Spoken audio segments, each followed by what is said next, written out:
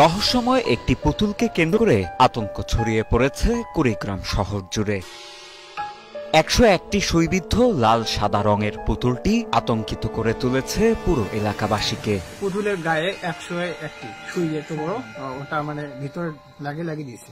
পুতুলটির হাতে পায়ে মুখে সব জায়গায় সূচ বিদ্ধ করা, সব মিলিয়ে সূচের সংখ্যা 101টি। মুখটি বিকৃত করা হয়েছে লাল রং অথবা রক্ত দিয়ে। গত 15 জানুয়ারি কুড়িগ্রাম পৌর শহরের কলেজপাড়া গ্রামের মৃত মাজেদুল ইসলামের বাড়ির উঠানে পরিত্যক্ত অবস্থায় পাওয়া যায় এমন এক বীভৎস পুতুল, যা পাওয়ার পর ভয় ছড়িয়ে পড়েছে মাজেদুল ইসলামের পরিবার সহ পুরো এলাকায়। সবার ধারণা কালো জাদু করার জন্য কেউ করেছে এমন কাজ। যে একবার রাসূল সাল্লাল্লাহু আলাইহি ওয়াসাল্লামকে জাদু করা হয়েছিল, মারাত্মক ব্যাপার। আমাদের নবীকে জাদু করা হয়েছিল, জাদু সত্য। রাসূল সাল্লাল্লাহু আলাইহি ওয়াসাল্লাম জাদুগ্রস্ত নিজেই হয়েছিলেন, ঠিক আছে। আর জাদু যে সত্য এর প্রমাণে কোরআনে অসংখ্য আয়াত আছে, অনেক আয়াত আছে। ওই মুসা আলাইহিস সালামের আগ থেকে শুরু করে কিয়ামতের আগ পর্যন্ত জাদু থাকবে, এর অস্তিত্ব আছে। সমস্যা হচ্ছে এগুলো প্র্যাকটিস করা আমাদের জন্য হারাম। কেউ যদি জাদু প্র্যাকটিস করে, ইসলামের শরীয়ত অনুযায়ী তার শাস্তি কি জানেন? তাকে হত্যা করতে হবে, এটা তার শাস্তি। ইসলামিক স্টেটের যিনি প্রেসিডেন্ট থাকবেন তার আদেশে সেটা হবে। যেমন আমাদের মৃত্যুদণ্ড, ঠিক ওই রকম জাদুর শাস্তি মৃত্যুদণ্ড। যাই হোক, আমাদের নবীকে জাদু করা হয়েছিল, করেছিল এক ইহুদি মহিলা। ইহুদি মহিলা তার মানে ইহুদিরা জাদুতে পাণ্ডিত্য রাখে। আজকের দিন পর্যন্ত ইহুদিরা জাদু প্র্যাকটিস করে, আজকের দিন পর্যন্ত। এবং তারা সায়েন্স বলে যত কিছু প্রচার করছে সব কিছু সায়েন্স নয়, এর পিছনে আছে সেহের বা জাদু। ইভেন আপনি টেলিভিশন সেটের মধ্যে যা যা দেখছেন তার পিছনেও আছে সেহের বা জাদু। আমাদের মা বোনদেরকে ঘন্টার পর ঘন্টা ধরে রাখছে টেলিভিশন, আইসোলেশন, হিপনোটাইজ করে ফেলছে, নেশা হয়ে গেছে। অনেক রকম জাদু আছে। আমি জাদু নিয়ে 5টা খুতবা দিতে পারবো ইনশাআল্লাহ, কারণ আমার স্টাডিজ ওই বেসটাই জাদু, সেহের। এটার উপর ডক্টরেটও করা যায়, অনেক স্কলার এটার উপর ডক্টরেট করেছেন। আমি যেটা বলছিলাম যে রাসূল সাল্লাল্লাহু আলাইহি ওয়াসাল্লামকে জাদুগ্রস্ত করা হয়েছিল, একজন ইহুদি মহিলা জাদু করেছিলেন তার মাথার চুল দিয়ে। তার চিরুনি থেকে মাথার চুল কোনোভাবে সে চুরি করেছিল বা কোনোভাবে ম্যানেজ করেছিল, করে সেখানে সে কুফুরি কালাম এবং মন্ত্রতন্ত্র পড়ে ফু দিয়েছিল। ফু দিয়ে সেখানে 11টা গিট দিয়েছিল, 11টা গিট দিয়েছিল। খেয়াল করে দেখবেন সূরা ফালাক আর নাসের মধ্যে 11টা আয়াত আছে, দুইটা মিলে 11টা আয়াত আছে। আচ্ছা, এই যে জাদুটাকে করা হলো, ইহুদি মহিলা জাদু করলো। আর এটা বলে রাখি যে তাকে সারা জীবন ইহুদিরা কষ্ট দিয়েছে। আর আজ পর্যন্ত আমাদের সবচেয়ে বড় শত্রু ইহুদিরাই। আল্লাহ পাক কোরআনে সেটা বলেছেন যে সূরা মাইদা পড়ে দেখবেন, তোমাদের সবচেয়ে বেশি শত্রুতা রাখে তোমাদের সাথে ইহুদি জাতি এবং মুশরিকরা, যারা একে অপরের বন্ধু। যদি আপনি কোরআন পড়েন তাহলে আপনার কাছে জগৎ স্পষ্ট হয়ে যাবে কেন নেতানিয়াহু মোদিকে ডাকে, তখন আপনি বুঝতে পারবেন। যদি কোরআন আপনার ভিতরে না থাকে আপনি জগৎকে ডিল করতে পারবেন না। তো এই যে 11টা গিট দেওয়া হলো, এতে করে রাসূল সাল্লাল্লাহু আলাইহি ওয়াসাল্লাম অসুস্থ হয়ে যান। যখন জাদু করা হয় কারো প্রতি, সে অসুস্থ হয়ে যাবে।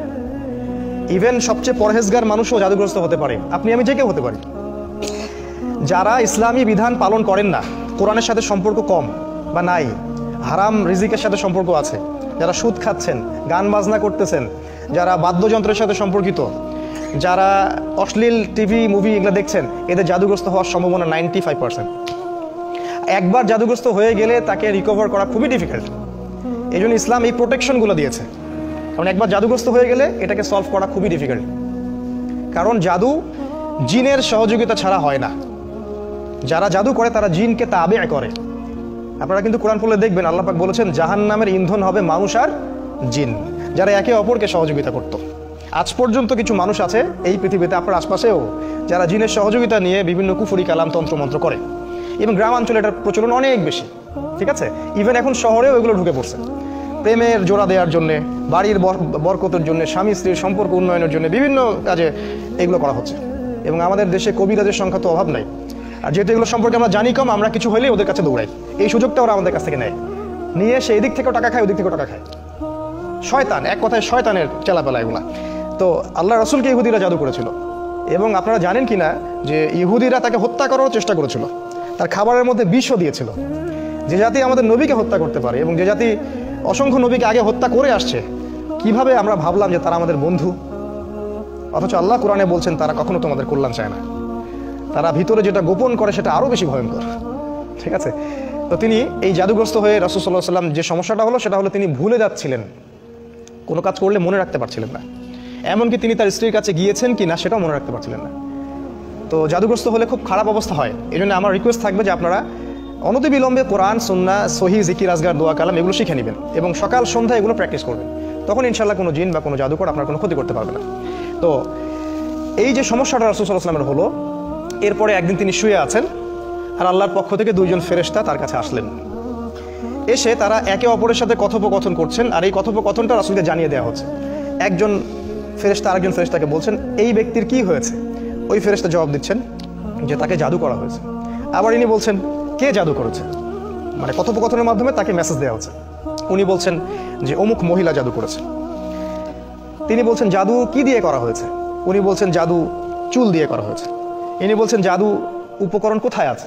উনি বলছেন জাদুর উপকরণ অমুক কুয়ার নিচে আছে, অমুক কুয়ার নিচে আছে।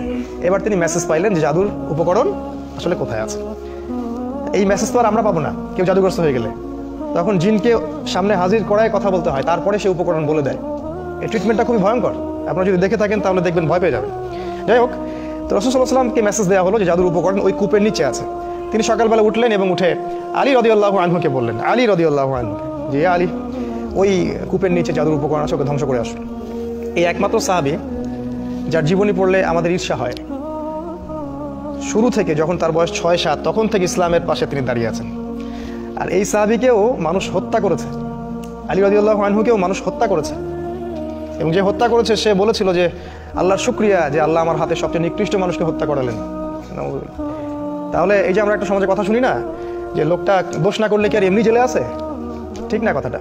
ভালো মানুষকেই এইভাবে মরতে হয়েছে, শুধু তাকে নয়, উসমান রাদিয়াল্লাহু আনহুকে শাহাদাত বরণ করতে হয়েছে, ইভেন আমাদের রাসূলকে বিষ প্রয়োগ করা হয়েছে, অনেক নবীকে হত্যা করা হয়েছে। যাই হোক, তার জীবনীটা পড়লে দেখবেন যে তিনি শুরু থেকে ইসলামের পাশে একদম পাথরের মতো, পাহাড়ের মতো।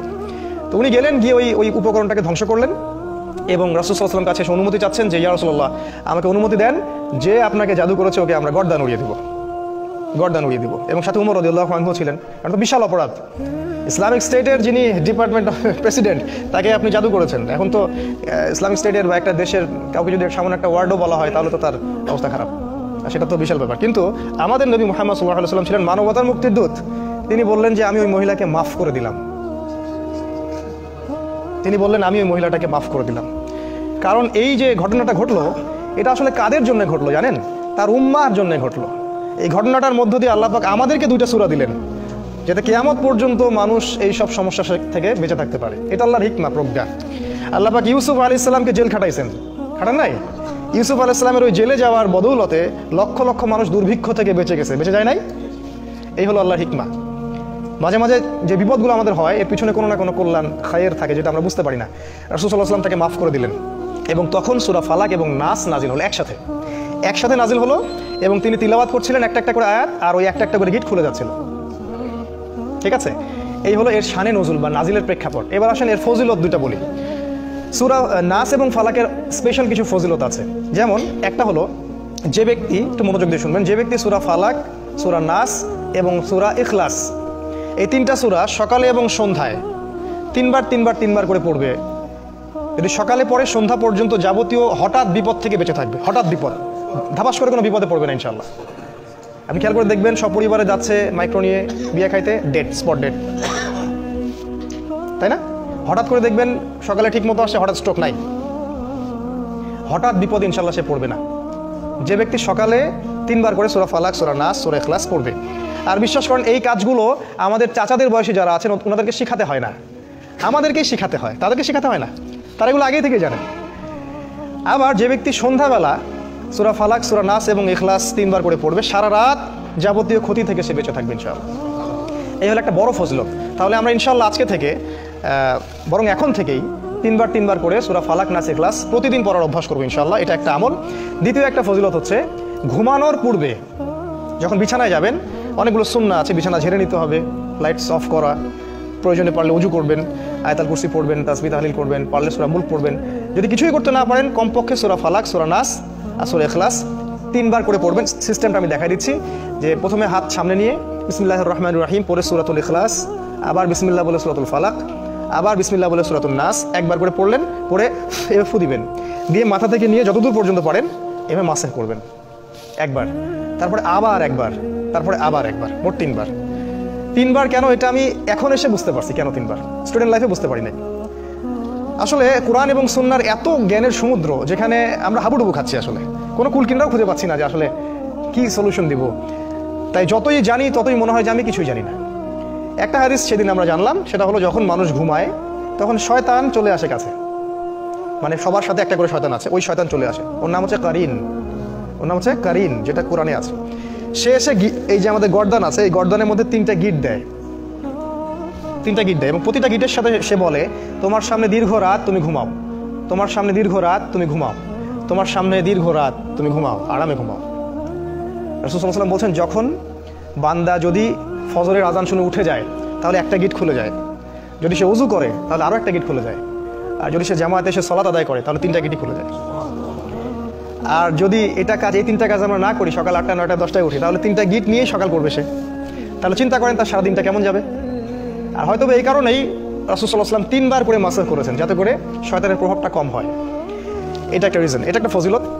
আর আমি যেই কথাগুলো বলছি, এই যে ফু দিয়ে মাসাহ করা, আবার গিটের কথা, আমাদের মডার্ন সো কল্ড এই যে ওয়েস্টার্ন সিভিলাইজেশন এবং সায়েন্স এগুলোকে অস্বীকার করে, এবং এই কথাগুলো আমাদের স্কুল কলেজের প্রফেসররা শুনলে হাসবে। আপনারা ডিসাইড করবেন যে আপনারা কোরআনকে ফলো করবেন নাকি ওয়ান আইড পিপলদেরকে ফলো করবেন।